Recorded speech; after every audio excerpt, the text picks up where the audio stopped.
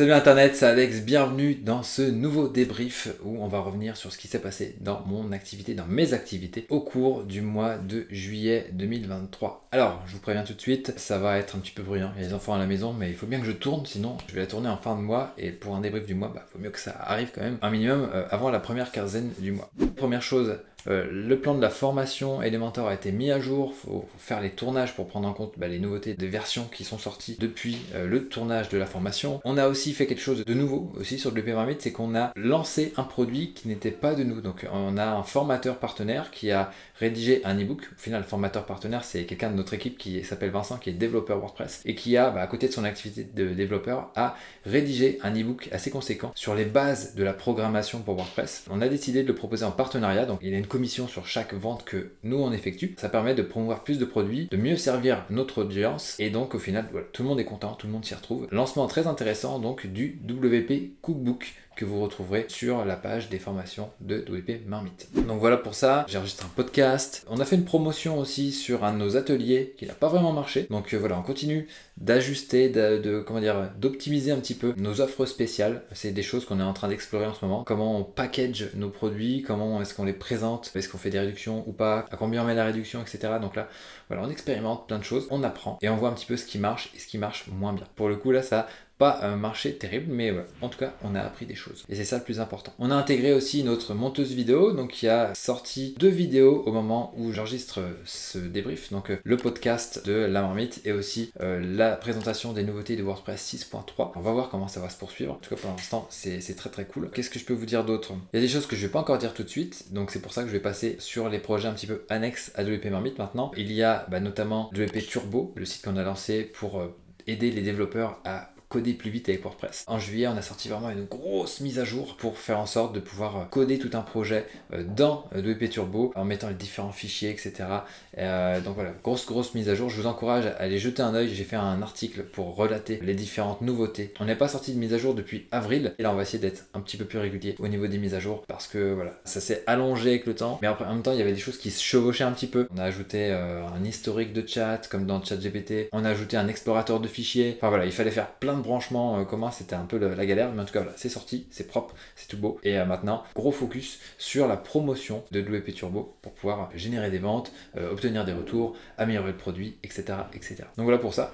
Ensuite, en juillet aussi, grosse promo sur WP Sitter. Je vous en ai parlé la dernière fois. C'est un projet que j'ai lancé avec un freelance de mon équipe qui propose des différents services WordPress, de la maintenance, de l'assistance. On peut faire des migrations WordPress, on peut faire vraiment pas mal de choses. Et du coup, c'est vrai que j'ai compté un peu trop sur juste l'audience de WP Marmite pour faire connaître ce projet-là et ça n'a pas suffi. Donc là, l'idée, c'est de mettre les bouchées doubles pour faire en sorte de promouvoir ce projet-là, de faire découvrir un maximum de personnes pour qu'elles puissent nous déléguer la gestion de leur site ou la gestion de différents petits tracas qu'ils peuvent avoir sur leur site. Donc c'est peut-être par exemple votre cas, si vous avez un site WordPress et que vous avez des problèmes techniques, eh bien contactez wpsitter.com/fr et on sera ravis de vous aider. Au mois de juillet aussi, il y a Aurore de mon équipe, donc de WP Marmite, qui est venue à 3 chez moi pour 2 jours afin de faire un mini sommet où on a pu travailler ensemble. Donc c'est très cool parce que voilà, on est exclusivement en télétravail toute l'année et donc on se voit au final très peu en réel. Donc là c'était l'occasion, il faisait beau,